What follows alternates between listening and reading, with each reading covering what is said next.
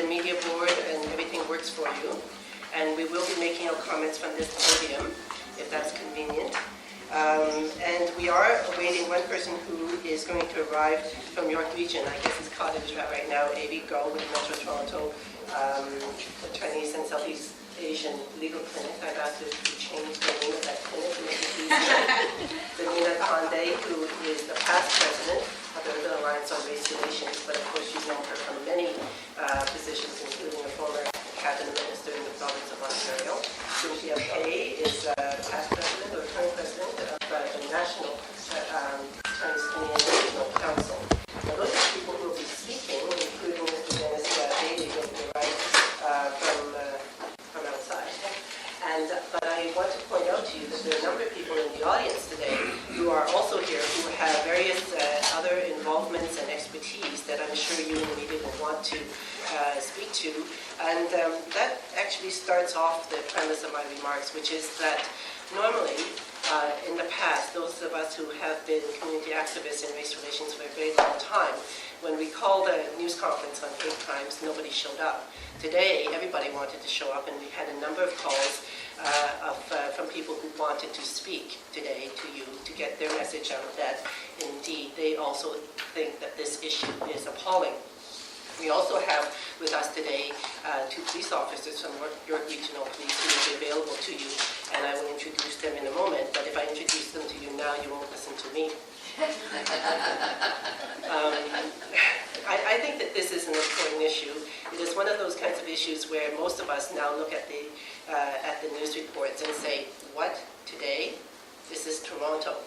And we sit here in the middle of what is known as the most multicultural city in the world and realize suddenly that in our own backyard that this kind of behavior still carries on and apparently in full public view.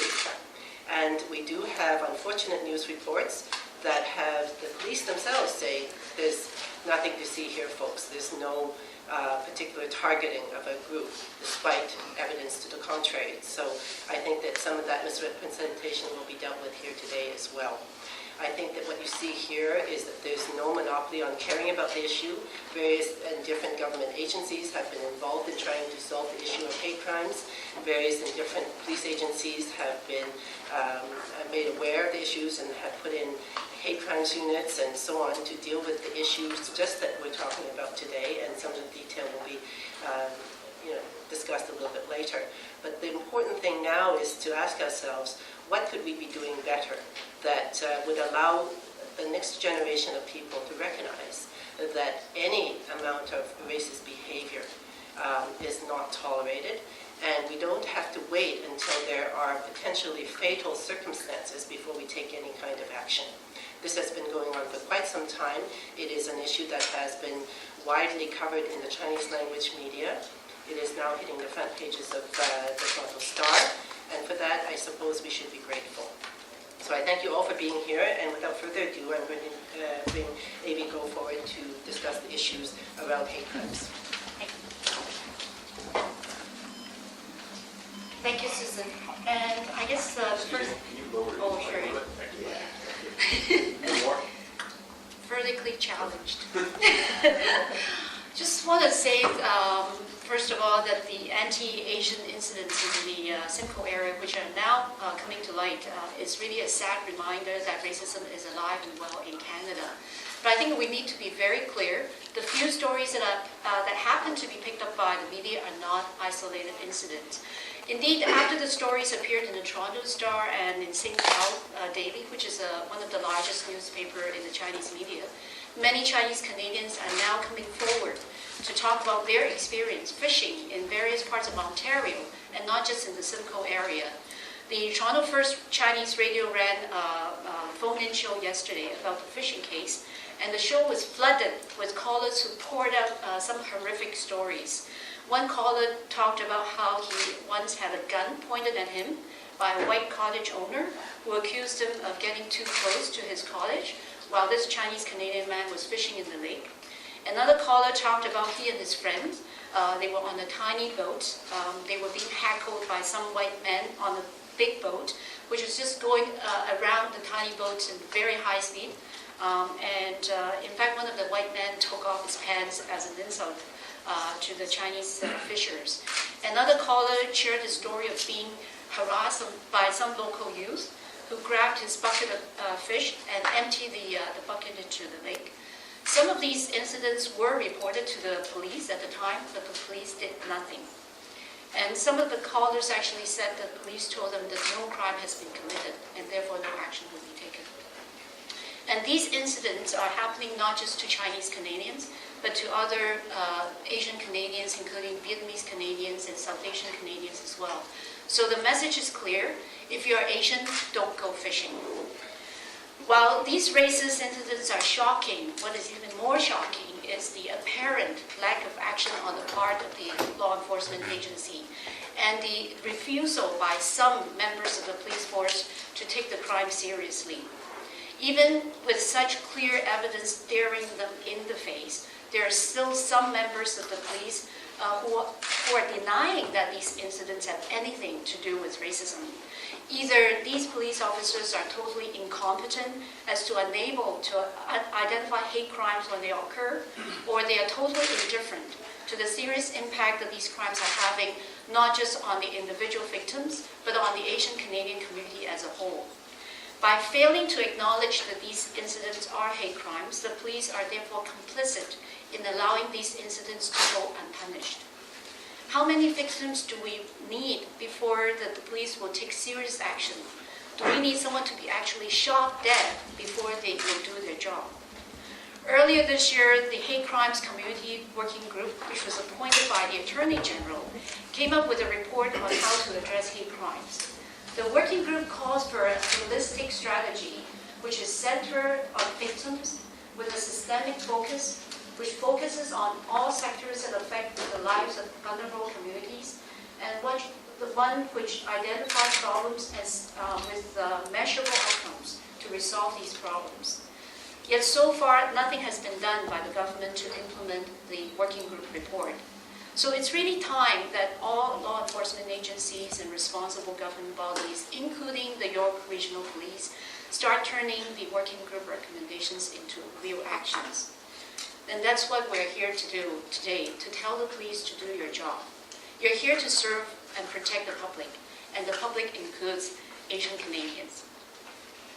And we're also here to call on the Attorney General to step in to make sure that the Hate Crimes Working Group report does get implemented across the board, and to start working on that by ensuring that the nipper-tipping incidents be treated as hate crimes. Thank you.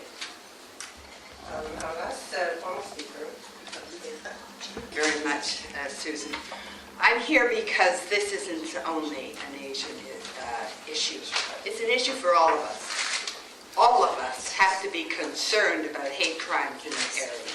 It's not enough for when a black is insulted that blacks get together in this room and have a press conference and express their concern, but leave others out. It is an issue that every one of us must speak to. When people use derogatory terminology and isolate incidents and isolate people, it's soul-destroying. Your children are afraid to go further. They are limited by those circumstances. They feel less than they can be. I know this. You know this. And this is why I'm here.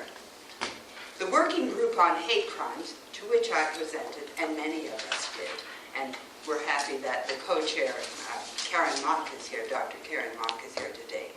The working group made sound recommendations to the government, and we expected and continue to expect that those recommendations will be implemented. But I know from experience that governments work only when the general public raises its voice and says we're ready for something to be done.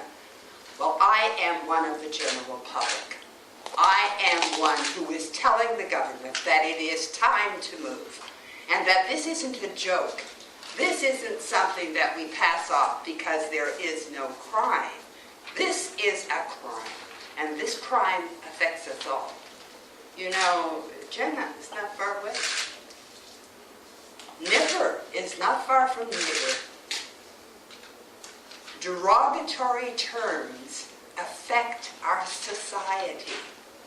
If we are, in fact, to gain the best from all of us, we have to be certain that our society operates in a way that supports the development of all of us. What fun is it to be pointed, to be on the other end of a gun? What do you tell your children when you go home? How do you explain that you can't walk over there? What do you tell your teenagers who are supposed to contribute to this society? It is not a simple thing. So I'm here as one of the voices of the community. It is time that we act. It is not enough that we claim that we're the most multicultural city in the world. It only operates well if all of us feel safe. And today, at my farm, not too far from Lake Simcoe, I don't feel safe. Because if they're nipper tipping, what will they do with my children? Susan alluded to, there's a long history of anti-Asian racism and violence in Canada, actually going back as far as the late 1800s, where there are anti-Asian riots in Vancouver. The media portrayed these assaults as bizarre, and the York Regional Police deny any kind of racial link. This is obviously a huge problem. We have to be clear, these are racially motivated hate crimes. These type of crimes are particularly serious because they don't just target the specific victim involved. They actually target the entire community that this victim represents. The entire community feels this impact. Our sense of belonging and security is reduced and damaged. Because of this, it's a huge problem that our elected officials and public servants aren't recognizing and addressing this problem. First of all, we need leadership. We need our public officials to strongly condemn these racist assaults. CCMC has contacted the local mayor, the MPP, and the MP in the area, but none of them has come out to condemn the racist element of these crimes. This is absolutely unacceptable. According to a report by Statistics Canada, one of the motivators of hate crimes is a belief in society's acceptance that these crimes are okay. And the silence of our elected officials basically approves this, it supports this acceptance. We also need the police to recognize and respond to these crimes. However, it appears that the York Regional Police Force is in complete denial. Despite the fact that there have been numerous incidents of hate crimes and widespread community knowledge about their occurrence, the police have come out in the media and said that these are not racially motivated. The motto of the York Regional Police Force is "Deeds Speak," and I think they've spoken very clearly here. It's particularly ironic that the York Regional Police Force is responsible for cities like Markham and Richmond Hill, where there are large Asian Canadian populations. CCNC calls on the York Regional Police Force to institute intensive training for all of their officers on the issue of hate crimes. And I think they also need to call on expert advice from other hate crime units in other jurisdictions. We also need better statistics and education to better understand the size of this problem. Right now, there's no consistent or uniform collection of hate crime data in Canada. We're lagging behind other countries like the United States that has a National Hate Crime Statistics Act, which they passed 17 years ago. CCNC calls on the federal government to pass similar legislation to ensure nationwide and consistent assessment of what is actually happening in our country. We need this information to show that these are not bizarre or random incidents, but actually a systemic problem that affects all of us. Finally, I'm glad Barbara Hall is here, because we also call on the Ontario Human Rights Commission to take a leadership role and to launch an inquiry into what is actually happening in this community and to recommend strong action to address the problem of racism in this particular community. We're chair of the Provincial Hate Crimes Community Working Group and past executive director and CEO of the community. The Social Planning Council of York Region has been around formally since about February of this year, but it's been around in an informal context much longer than that. It dates back to York Region Coalition for Social Justice that found its roots back in the 1990s. We're concerned about a number of issues, and inclusivity and the acknowledgement of the equal value of all people in York Region, regardless of the diversity of their backgrounds, is a central tenet of our organization. York Region residents, I think, in general, pride themselves on their reputation for inclusivity and for welcoming people of all diverse origins. And that, in part, is one of the reasons why these allegations are so shocking. Frankly, people may have some difficulty accepting that even a few of their neighbors and friends, and not to mention family members, might be responsible for such heinous activities. But they will not accept bland excuses or reassurances that this is not a racially motivated crime. They want proof before those statements are accepted. It isn't convincing or even relevant to say that some of the victims, as I saw reported in the media reports, were not people of Asian or descent or otherwise racial minorities. And we've got the example, many of us will remember years ago in the 1960s in the civil rights movement in the United States, there were those who were assaulted, tortured, and murdered who were not Black Americans. That made the crime no less a racially oriented crime than it would have been had the victims been Black Americans. Similarly here, it does no good or it's not relevant to simply say that some of the victims of these offenses are not people of racially identifiable backgrounds. Clearly, this is a racially motivated crime. It is a crime, and it is nothing could be clearer, in fact, than the terminology used itself, that this has as its origins a racially based target. So the Social Planning Council of York Region calls on York Region officials, and especially our police force, to investigate thoroughly, and secondly, to be completely transparent and open in revealing the results of that further investigation into what's taking place. On their behalf, thank you for that. I'm going to now invite the two people here representing North Region Police, Mr. Paul Chiang and Mr. Ricky Virapan, who are from the Diversity and Cultural Resources section of York Region Police.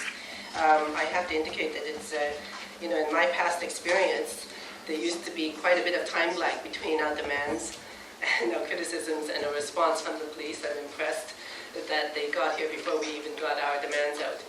Please come in. Thank you very much. Sir, can you just give your name and title on camera? Certainly. Staff Sergeant Ricky Virapan, York Regional Police, Diversity and Cultural Resources Bureau. Good morning to everyone. Thank you very much for letting us know about this meeting today, and we're very happy to be a part of it. I'd like to introduce a colleague of mine, Constable Paul Chiang. Paul Chiang and I work in the Diversity and Cultural Resources Bureau with York Regional Police. Before I start, I just want to give you just a very brief overview of what our mandate is and how it links to us being here today. Our Diversity and Cultural Resources Bureau is a bureau with a mandate that focuses on three primary areas. The first component of our mandate focuses on community partnerships, community liaison, and really establishing contacts with all members of our community. The second component of our mandate focuses on the monitoring of hate crime within York Region. And the third component of our mandate focuses on bringing the first and the second two components together through training and education for members of York Regional Police.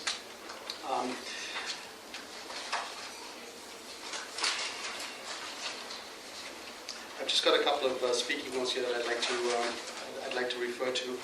Just bear with me for a second.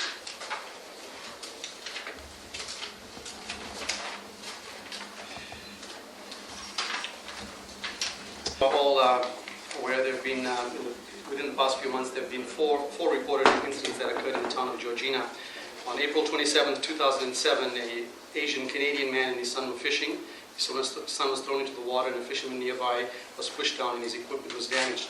On July 22, 2007, a middle-aged couple of South Asian descent suffered a minor assault. Their car windshield was smashed and a baseball and a ball cap was stolen. a group recently fishing nearby had one of their body thrown into the water as well. The incident, which occurred on August the 6th, 2007, is currently before the courts and will be dealt with according to through our justice system. A suspect was apprehended in this particular incident, and like I said, that's currently before the courts. The most recent incident, which occurred on September 16, 2007, is also before the courts, and a publication ban has been issued in regards to this.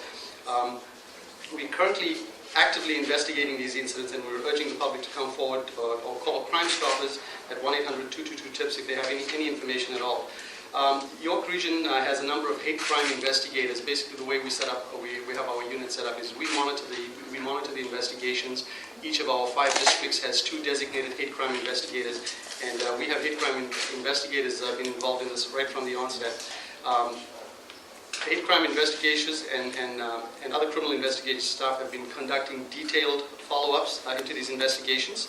I'll tell you, rest assured, York Regional Police are taking these matters very, very seriously. It is appalling that things like this happen within our community. As was stated earlier, an offense against one person or any particular group that may be targeted is really an offense against all of us. And to see everyone here together coming from different backgrounds, again, really is a show of support for this. So we are taking this very, very seriously, and we are keeping an open mind that this might possibly be motivated by racial bias or hatred. The York Regional Police will not tolerate any hate crime in any form. These kinds of crimes not only hurt the community that has been targeted, but really it affects many individuals within our community. Those who commit acts of violence, intimidation, vandalism, or any other criminal offenses directed to any particular groups within our community, regardless because of their race, ethnicity, religion, culture, and any other similar factors, will be prosecuted to the full extent of the law. York Regional Police remains dedicated to working with our community partners as we continue to nurture a culture of safety and inclusivity within our region. We also want to remind the public to contact us immediately if you see any suspicious vehicles, any suspicious persons. We will have officers respond to these calls like we have always in the past. We also would like to remind anyone, if you have any information, that any concerns, myself, Paul Chiang, our Media Relations Department, is open to accept these calls, and I will provide the numbers for contacting us very shortly.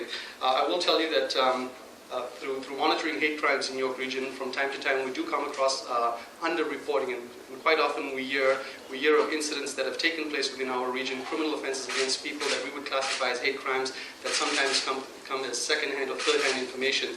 We urge members of the public from all communities to please report incidents like this to us. We will make the distinction in terms of whether it's a criminal offense or whether it's hate crime, and obviously the appropriate action will be taken.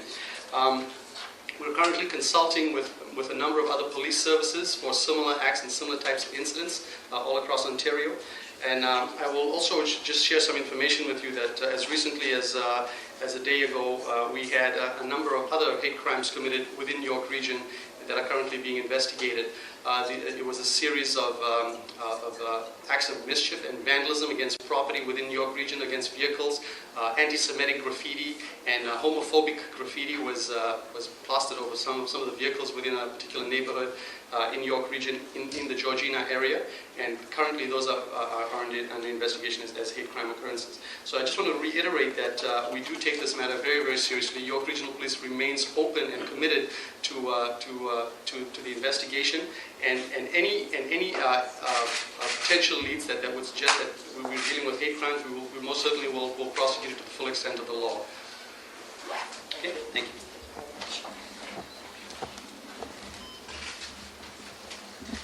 So, to summarize, there has been a focus on an issue here. And one of the things I do want to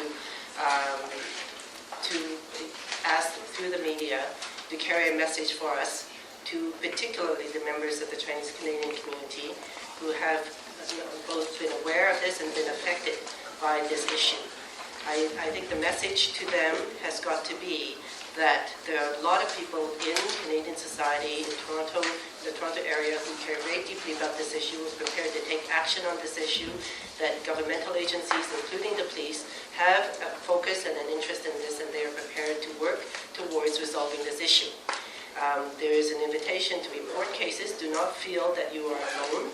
that this is an issue that has people who care about the issue, who will do something about it.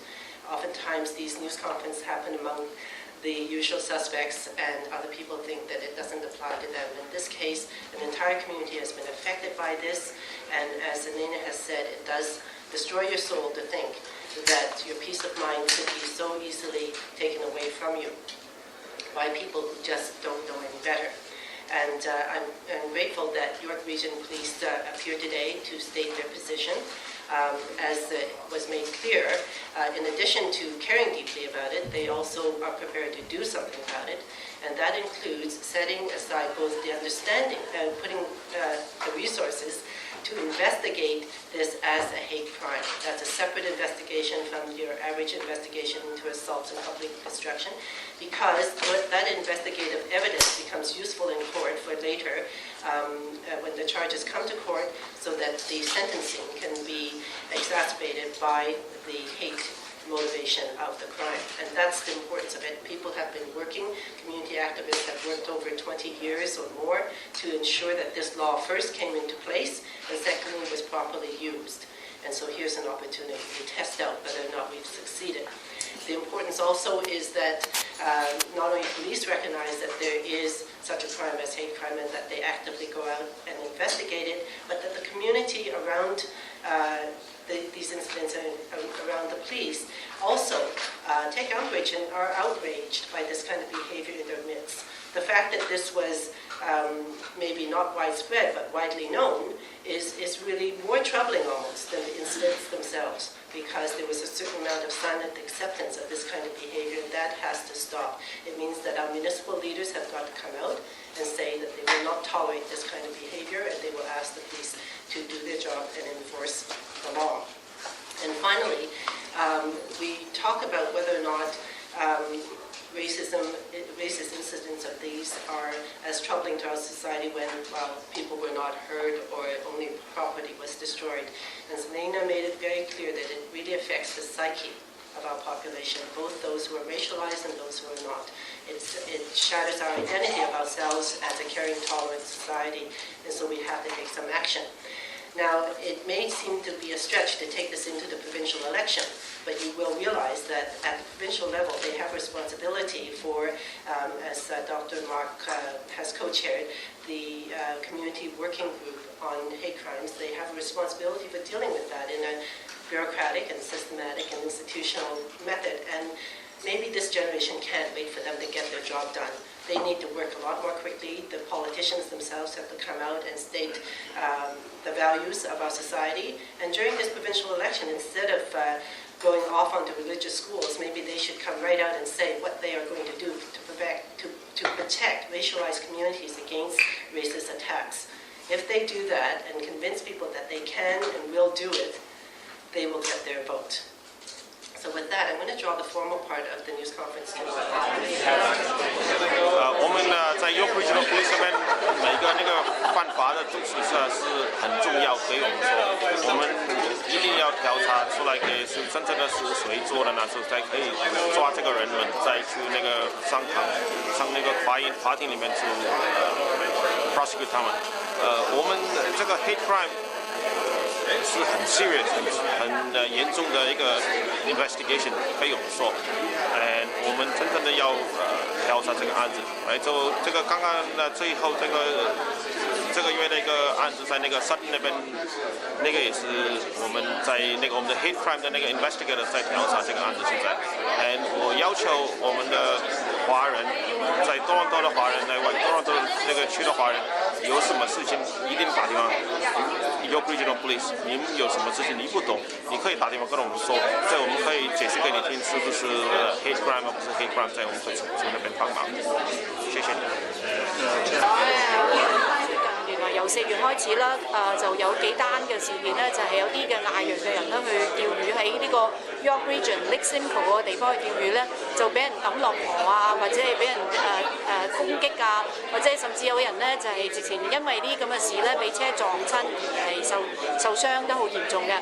咁而因為呢件事爆咗出嚟之後咧，而家就發現原來好多華人同埋其他嘅亞裔嘅人士咧係有釣魚嗰陣時有經歷到咁樣嘅即係事件，咁我哋出嚟咧就因為我哋覺得呢啲係種族嘅仇恨事件，咁而嗰個York Region 嘅警察同埋其他即係有關嘅當局咧係應該正視，而係用呢個即係用種族仇恨嘅罪案嘅方法咁樣去處理。